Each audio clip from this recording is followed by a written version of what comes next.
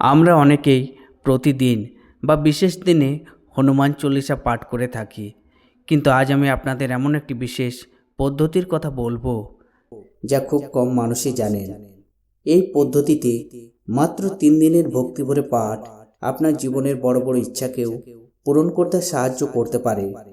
তবে শুরুতেই একটা কথা পরিষ্কার করে বলতে চাই যে এই সাধনা কখনোই কারো ক্ষতি বা খারাপ উদ্দেশ্যে করা যাবে না। এটি শুধুমাত্র নিজের উন্নতি, শান্তি এবং কল্যাণের জন্য। এই প্রক্রিয়াটি আপনি যে কোনো একটি শুভ মঙ্গলবার থেকে শুরু করতে পারেন। সময়টা খুব গুরুত্বপূর্ণ, রাতে প্রায় 9টার সময়। বিশ্বাস করা হয় এই সময়ে ভগবান ভক্তদের আহ্বান বিশেষভাবে গ্রহণ করেন। পুজোর পদ্ধতি। পুজো শুরু করার আগে কিছু সহজ জিনিস গুছিয়ে নিন। শ্রীরাম, সীতা, লক্ষ্মণ ও হনুমানজির একটি ছবি, লাল কাপড় ছবির নিচে বিছানোর জন্য, একটি প্রদীপ ঘি বা চামেলি তেল দিয়ে, ধূপ, অল্প প্রসাদ। প্রসাদে তুলসী পাতা অবশ্যই দেবেন। নিজে পরিষ্কার পরিচ্ছন্ন হয়ে শান্ত মনে লাল বা যে কোনো পরিষ্কার পোশাকে বসুন।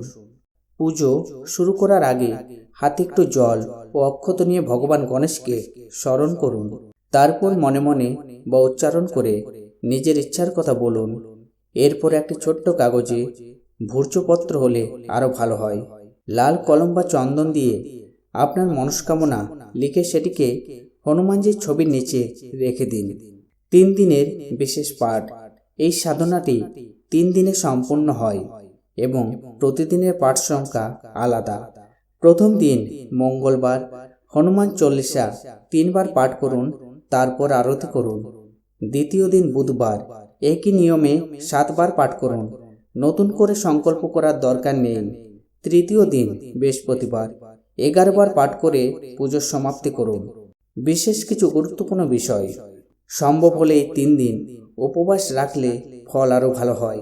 না পারলে নিরামিষ ও সাত্ত্বিক খাবার গ্রহণ করুন।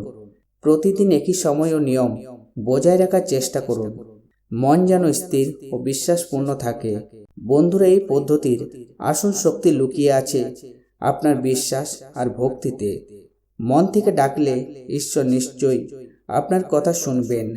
কমেন্টে ভক্তি ভরে লিখুন, জয় শ্রীরাম, জয় হনুমান। ভিডিওটি লাইক করবেন, শেয়ার করবেন। চ্যানেলটি প্লিজ সাবস্ক্রাইব করে পাশে থাকবেন। ধন্যবাদ।